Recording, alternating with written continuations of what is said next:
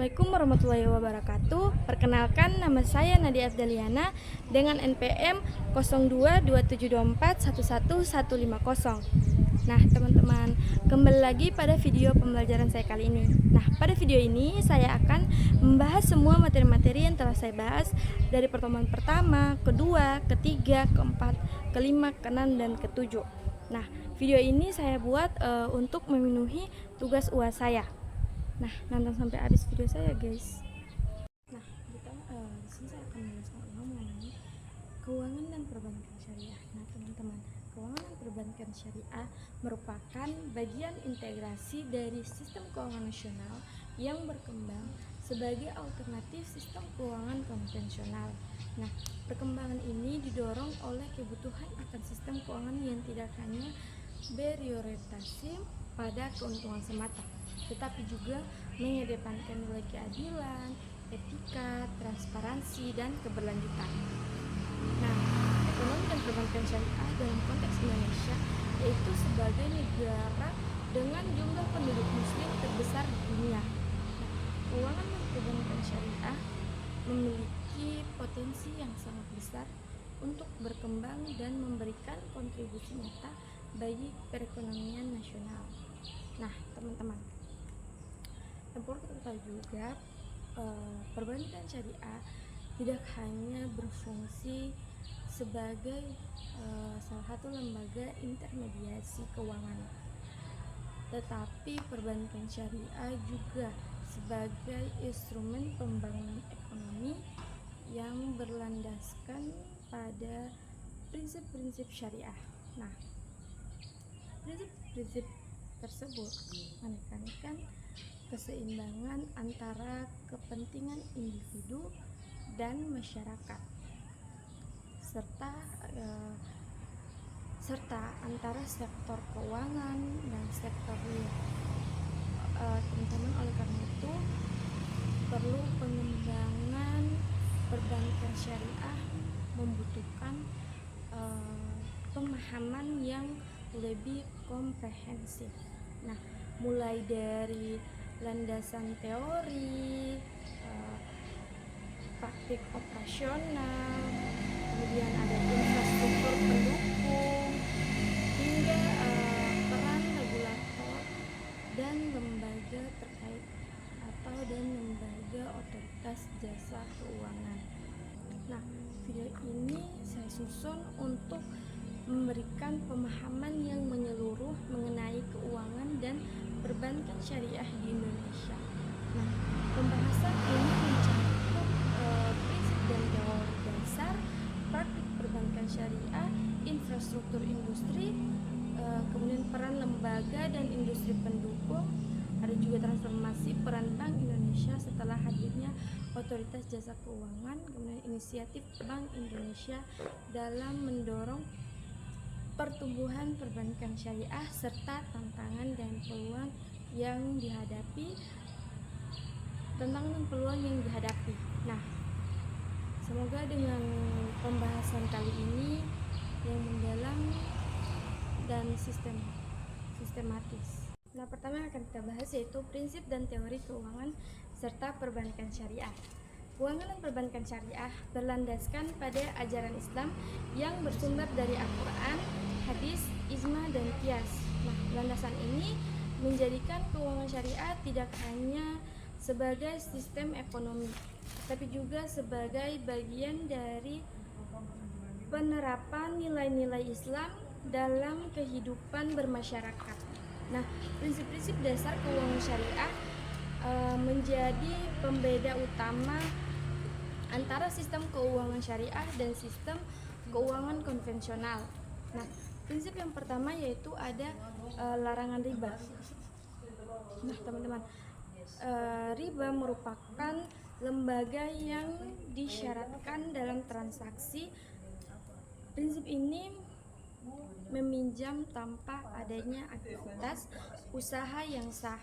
Nah, dalam perbankan syariah, sistem bunga tidak digunakan karena dapat dianggap mengandung unsur riba sebagai pengganti bunga. Nah, perbankan syariah menggunakan mekanisme bagi hasil, margin keuntungan atau ijarah. Nah, prinsip yang kedua yaitu larangan garar dan maisir. Nah, garar merujuk pada ketidakpastian yang berlebihan dalam suatu transaksi, sedangkan maisir berkaitan dengan unsur spekulasi atau perjudian. Keuangan syariah melarang transaksi yang mengandung kedua unsur tersebut karena dapat merugikan salah satu pihak. Oleh karena itu, setiap akad dalam perbankan syariah harus jelas dari segi objek, harga, waktu penyerahan, dan hak serta kewajiban masing-masing pihak. Nah, kemudian prinsip yang ketiga yaitu prinsip keadilan dan keseimbangan.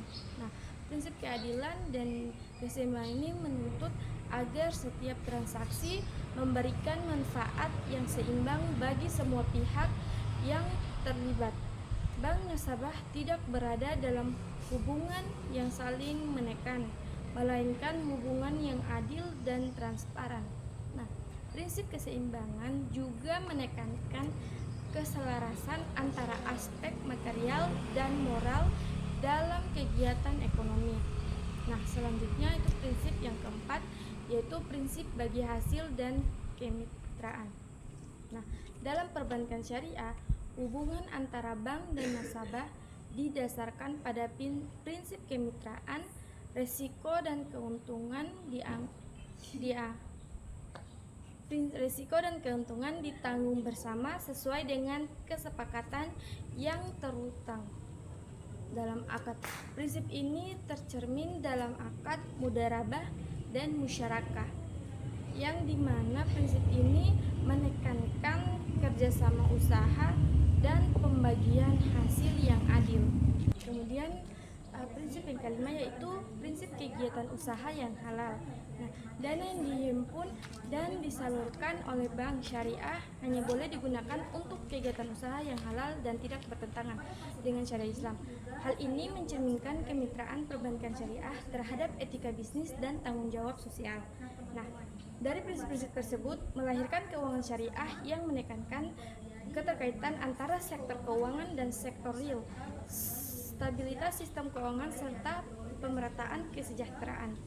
Nah, kemudian yang kedua yang kita bahas yaitu praktik perbankan syariah di Indonesia. Nah, teman-teman, perkembangan praktik perbankan syariah di Indonesia dimulai sejak berdirinya bank syariah pertama dan terus mengalami pertumbuhan hingga saat ini. Nah, praktik operasional perbankan syariah diselenggarakan berdasarkan regulasi nasional dan fatwa syariah yang berlaku. Nah,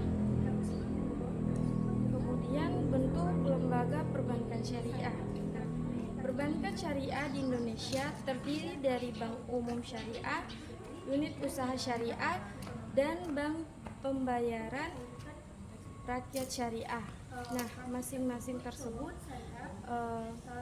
memiliki karakteristik dan segmentasi pasar yang berbeda. Namun, tetapi beroperasi berdasarkan prinsip syariah. Kedua yaitu produk penghimpunan dana. Nah, penghimpunan dana dilakukan melalui produk giro, tabungan, dan deposito syariah. Nah, produk tersebut menggunakan akad wadiah dan mudharabah yang memberikan alternatif bagi masyarakat untuk menyimpan dana tanpa sistem bunga. Selanjutnya yang ketiga yaitu produk penyaluran dana. Penyaluran dana dilakukan melalui berbagai skema pembiayaan, antara lain pembiayaan jual beli, pembiayaan bagi hasil, dan pembiayaan sewa. Nah, pembiayaan ini diarahkan untuk mendukung kegiatan usaha produktif dan sektor real. Nah, selanjutnya yang keempat yaitu layanan jasa perbankan syariah. Selain penghimpunan dana dan penyaluran dana, bank syariah juga menyediakan berbagai layanan jasa perbankan seperti transfer dana, penjaminan,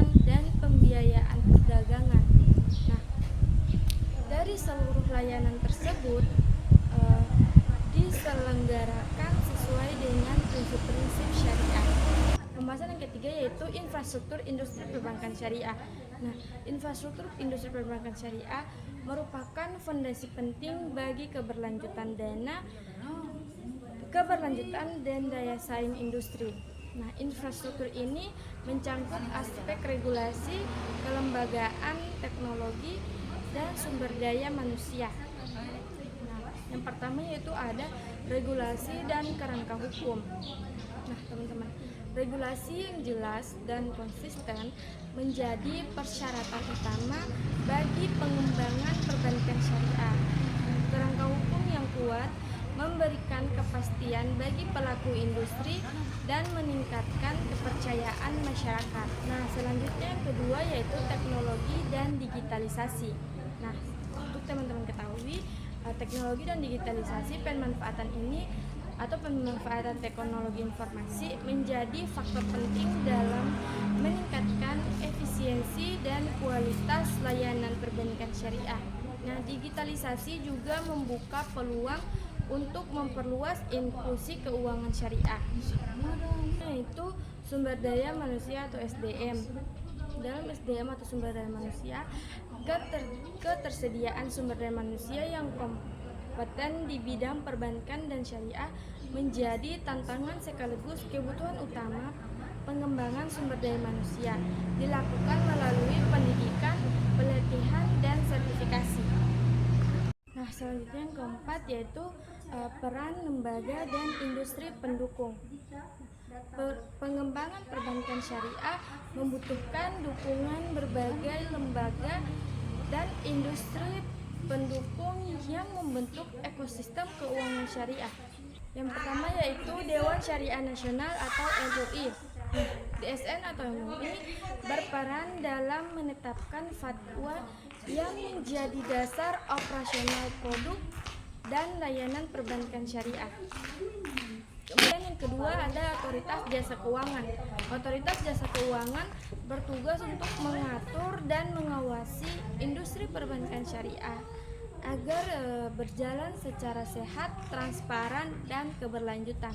Nah, selanjutnya yang ketiga yaitu Lembaga Penjamin Simpanan. Nah, Lembaga Penjamin Simpanan atau LPS memberikan berbagai jaminan atas simpanan nasabah bank syariah sehingga dapat meningkatkan kepercayaan masyarakat.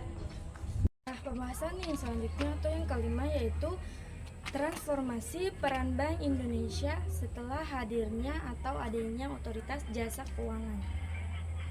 Nah, dengan terbentuknya Otoritas Jasa Keuangan atau OJK ini terjadi perubahan signifikan dalam peran Bank Indonesia. Nah, BI atau Bank Indonesia tidak lagi menjalankan fungsi pengawasan mikroprudensial perbankan, melainkan otoritas ini fokus pada kebijakan moneter dan stabilitas sistem keuangan. Nah, dalam konteks perbankan syariah, BI atau Bank Indonesia berperan dalam pengembangan instrumen moneter syariah, pasar uang syariah, dan kebijakan yang mendukung berbagai stabilitas keuangan syariah. Nah, selanjutnya pembahasan yang keenam yaitu inisiatif Bank Indonesia dalam mendorong pertumbuhan perbankan syariah di Indonesia. Selanjutnya keenam yaitu inisiatif Bank Indonesia dalam mendorong pertumbuhan perbankan syariah di Indonesia. Nah, BI atau Bank Indonesia secara aktif mendorong pertumbuhan perbankan syariah melalui berbagai inisiatif strategis. Inisiatif tersebut mencangkup pengembangan pasar uang syariah, kemudian peningkatan literasi dan inklusi keuangan syariah, serta berbagai dukungan terhadap inovasi dan digitalisasi layanan perbankan syariah. Nah, selanjutnya pembahasan yang ketujuh ada tantangan dan peluang keuangan dan perbankan syariah. Yang pertama yaitu tantangan.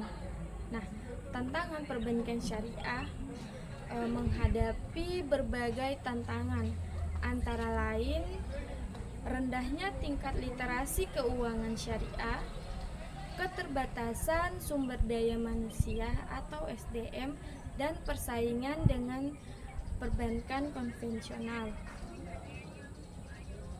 Yang kedua yaitu peluang. Di sisi lain, perbankan syariah memiliki peluang besar yang didukung oleh potensi pasar yang luas. Nah, dari dukungan regulasi dan pengembangan teknologi digital. Nah, teman-teman, dari semua materi yang telah saya bahas, dapat disimpulkan bahwa keuangan dan perbankan syariah memiliki berbagai peran strategis dalam mendukung pembangunan ekonomi nasional dengan penguatan prinsip syariah, praktik operasional yang sehat, infrastruktur yang memadai, serta sinergi antara regulator dan industri. Nah, perbankan syariah diharapkan mampu tumbuh secara berkelanjutan dan memberikan manfaat yang luas bagi masyarakat dan perekonomian di Indonesia. Nah, teman-teman, itu saja video terakhir dari saya untuk memenuhi tugas UAS. Lebih dan kurangnya mohon dimaafkan. Wassalamualaikum warahmatullahi wabarakatuh. Ketemu lagi di video selanjutnya.